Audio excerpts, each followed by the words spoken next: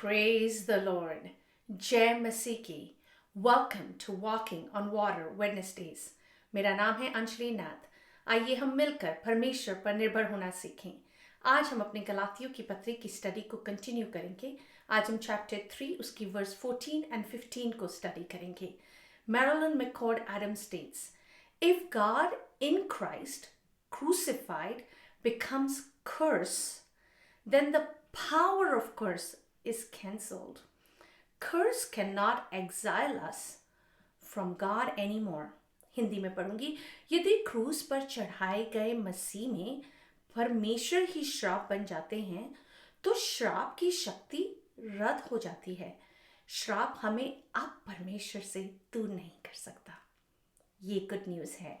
हम रिकैप करते हैं. हमने चैप्टर 3 में अब तक देखा कैसे पौलुस गलातियों की कलीसिया को बोल रहे हैं, समझा रहे हैं कि आप सर्कमसिजन से शुरू करके बाकी विधियों को जो व्यवस्था सिखाती है उसको यीशु मसीह के कंप्लीटेड वर्क ऑफ सैल्वेशन में ज्वाइन ना करें.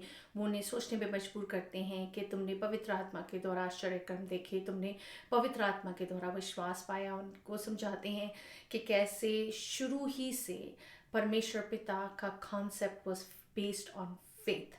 कैसे फादर इब्राहिम पहले विश्वास करते हैं जो उनके लिए धार्मिकता गिना जाता है, फिर उनको कवनेंट परमेश्वर के साथ बांधते हैं या उन्हें सर्कमसिजन की विधि देते हैं, खतना की.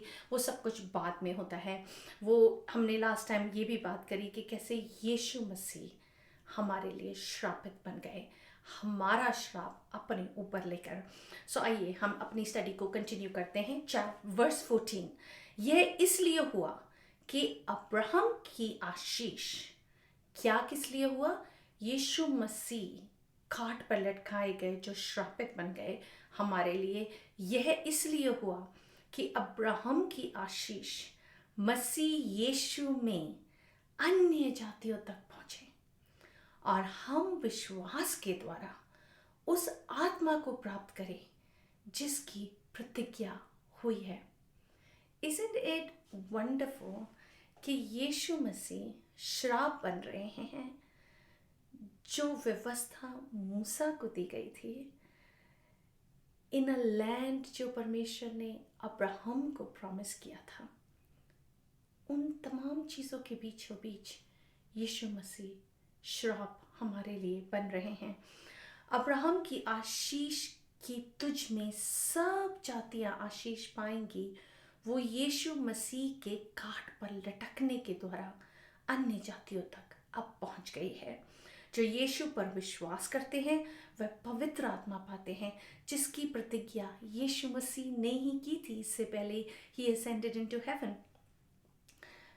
श्राप अब हमारे ऊपर से रिमूव हो गया है, खत्म हो गया है.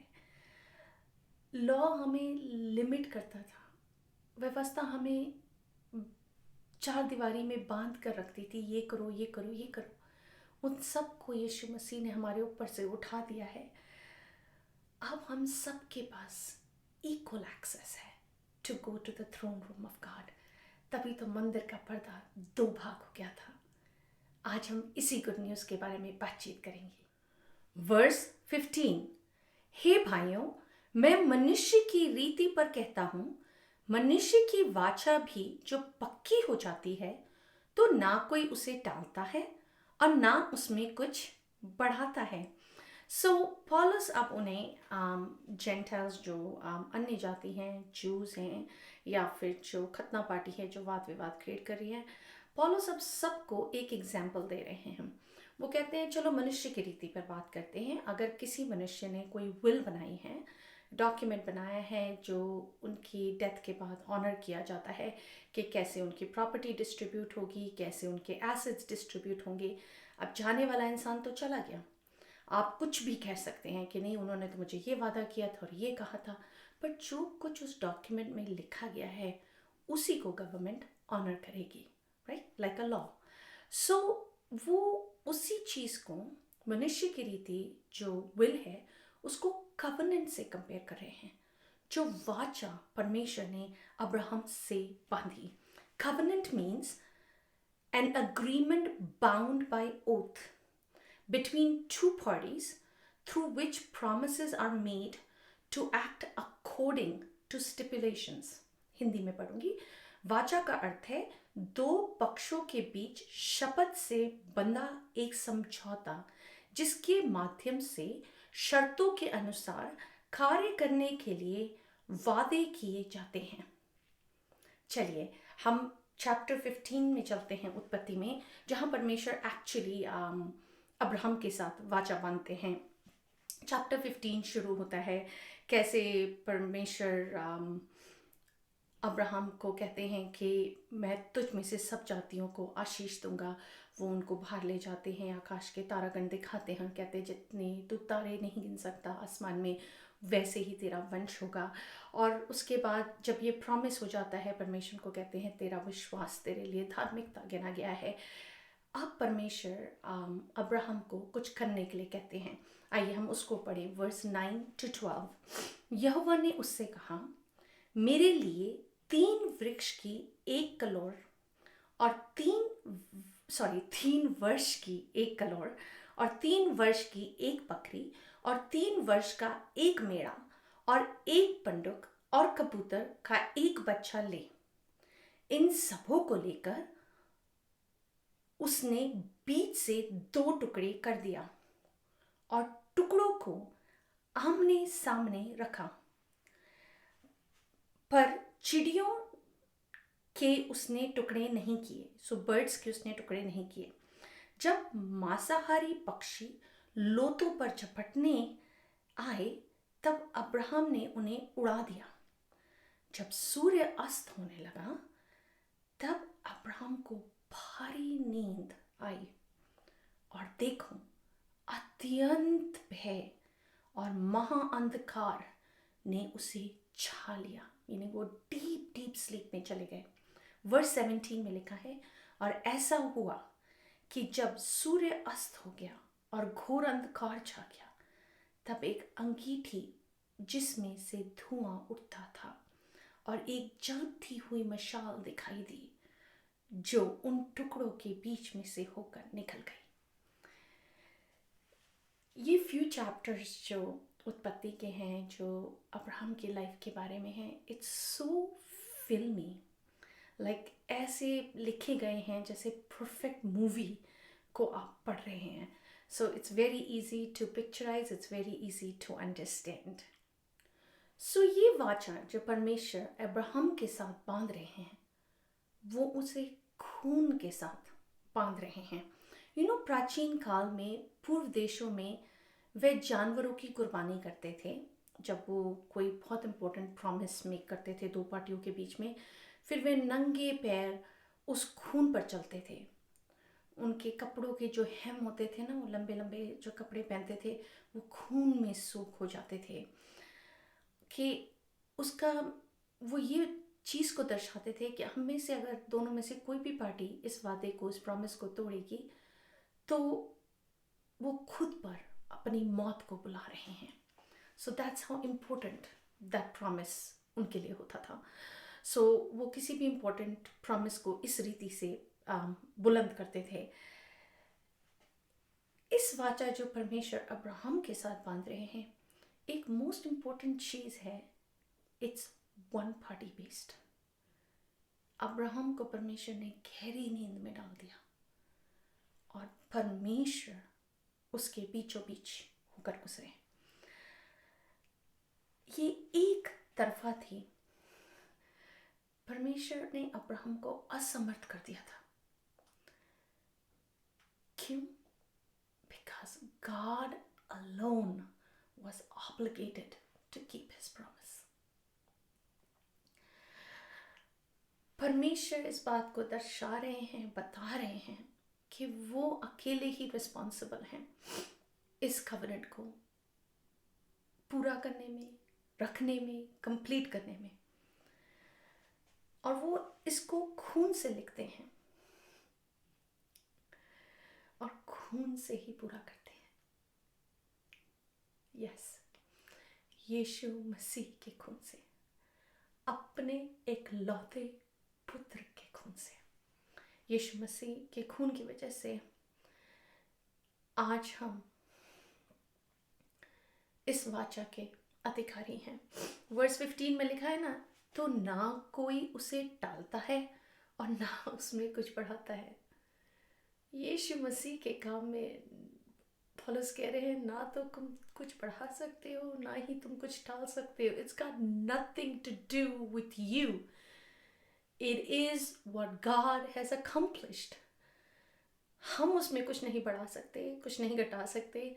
परमेश्वर एक सिद्ध और परफेक्ट परमेश्वर है, उनके काम में कोई कमी नहीं है।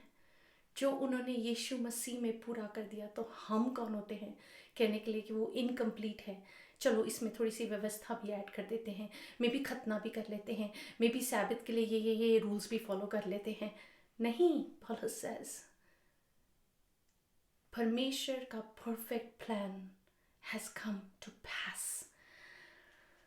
तब ही तो अब्राहम की आशीषें मसीह यीशु में हम अन्य जातियों तक पहुंच पाई हैं। तभी तो हम विश्वास के द्वारा आज पवित्र आत्मा से भरपूर पाए जाते हैं। वो प्रतिज्ञा हमारे जीवन में पूरी दिखती है।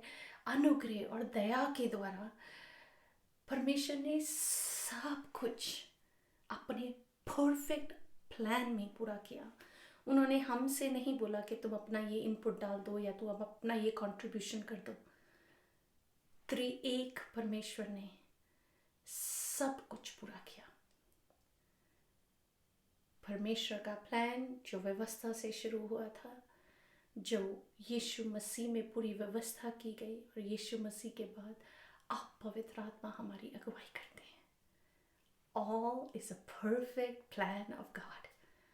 कितनी ही परफेक्ट गुड न्यूज़ है ना ये।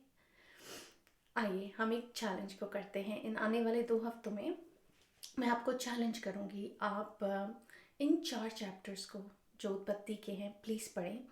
It's very easy to understand. जैसे मैंने आपको कहा है, एक परफेक्ट फिल्म की तरह लिखे गए हैं। चैप्टर 12 में जहाँ परमेश्वर अब्राहम को बुलाते हैं, सबको छोड़कर आने के लिए कहते हैं। 15 चैप्टर में जहाँ हमने आज पढ़ा, जहाँ परमेश्वर अब्राहम के साथ वाचा बांधते हैं। चैप्टर 17 जहाँ पर सर्कमसिजन की विधि, खतना की विधि परमेश्वर अब्राहम को देते हैं।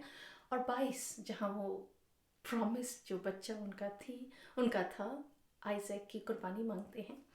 सो प्लीज़ आप ये 4 चैप्टर्स को पढ़ें। It's very important because Galatians की स्टडी में दे आर क्रूशल चैप्टर्स। सो आइए हम मिलकर इस जर्नी को कंटिन्यू करें। आइए हम प्रार्थना करते हैं। पिता, मैं यीशु के नाम से आपके समीप आती हूँ, आपका धन्यवाद करती हूँ।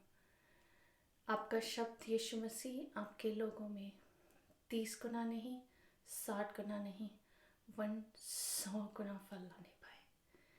जो सच्चाई सुसमाचार की है खुदावंदा, वो हम कितने ही शब्दों में अगर समझा सकें, हम पूरी रीति से कभी फैथम भी नहीं कर पाएंगे।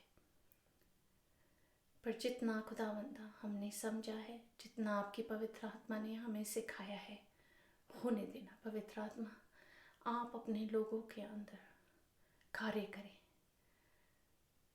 उन्हें परमेश्वर की आवाज़ सुनने के लिए एक इच्छा दें, एक डिज़ायर दें to talk to God, to have fellowship with God. क्योंकि कितना ही महत्वपूर्ण और कितना ही इम्पोर्टेंट है देन रनिंग अराउंड, जो इस वर्ल्ड में हमें चीज़ें पूरी करनी है, than to sit at the feet of Jesus, कि हम यीशु मसीह के कदमों में पाए जाएं। हर चीज़ को, हर बात को आपके हाथों में सौंपते हुए यीशु मसीह आप ही के मीठे और जलाली नाम में मांगती हूँ, सुन और दया से ग्रहण करें। आमीन। God bless you. stay blessed, stay safe.